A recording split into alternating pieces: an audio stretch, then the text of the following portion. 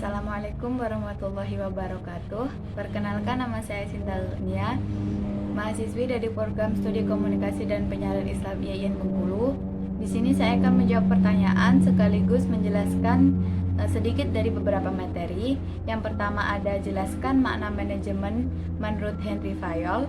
Yang kedua ada sebutkan 4 azas dalam manajemen menurut Henry Fayol. Ketiga ada apa makna akronim POAC menurut Henry Fayol. Yang keempat ada Luther Gulick mengembangkan menjadi akronim POSD-CORB. Dan yang terakhir ada apa menurut Lord Thomson tentang perusahaan penerbitan yang baik. Pertanyaan pertama yaitu jelaskan makna manajemen menurut Henry Fayol.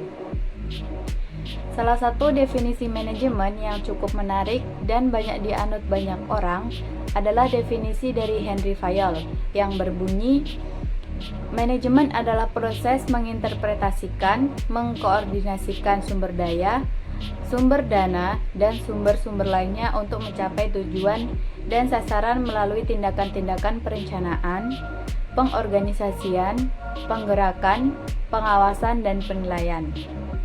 Yang kedua, sebutkan 4 azas dalam manajemen menurut Henry Fayol. Menurut Henry Fayol, setidaknya ada 14 azas dalam manajemen, yaitu yang pertama ada pembagian tugas, kedua wewenang dan tanggung jawab, ketiga disiplin, keempat kesatuan perintah, kelima kesatuan pengarahan, 6 ketertiban, 7 keadilan, 8 prakarsa, 9 stabilitas masa jabatan, 10 kesatuan, 11 jenjang kepangkatan, 12 penggantian pegawai, 13 pemindahan wewenang, dan 14 pengutamaan kepentingan umum daripada kepentingan pribadi. Soal ketiga ada apa makna akronim POAC menurut Henry Fayol. Dari 14 azas tersebut oleh Henry Fayol diringkas menjadi 4 yang disebut sebagai fungsi manajemen, yaitu planning, organizing, acting, dan controlling, yang kemudian disingkat menjadi POAC. Planning diartikan sebagai penetapan tujuan, penetapan aturan, penyusunan rencana, dan sebagainya. Yang kedua ada organizing, meliputi pembentukan bagian-bagian, pembagian tugas, pengelompokan pegawai, dan lain-lain. Yang ketiga ada acting, terbagi atas melaksanakan tugas, memproduksi, mengemas produk, menjual produk, dan selanjutnya. Dan yang terakhir ada controlling, meliputi melihat pelaksanaan tugas, menyeleksi produk, mengevaluasi penjualan, dan sebagainya.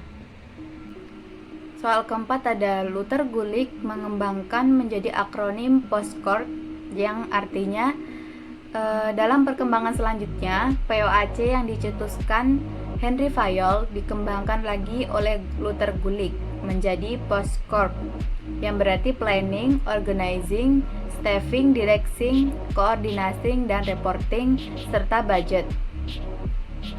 Planning yang artinya merencanakan pekerjaan, organizing artinya mengkoordinasikan pekerjaan, staffing artinya mengisi pegawai atau tenaga kerja pada pekerjaan, directing yaitu memberi wewenang kepada orang-orang tertentu untuk memimpin pekerjaan, coordinating yaitu menyatukan persepsi atau pengertian atau pemahaman antar bagian dalam suatu pekerjaan terhadap langkah-langkah yang harus ditempuh untuk mencapai sasaran atau produk.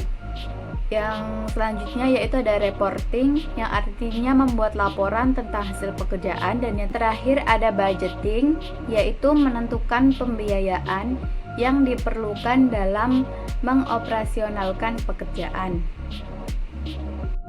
Soal terakhir yaitu apa menurut Lord Thomson Fleet tentang perusahaan penerbitan yang baik. Lord Thomson Fleet, seorang tokoh pers dari Inggris, mengatakan perusahaan penerbitan pers yang baik adalah yang dapat menciptakan keuntungan.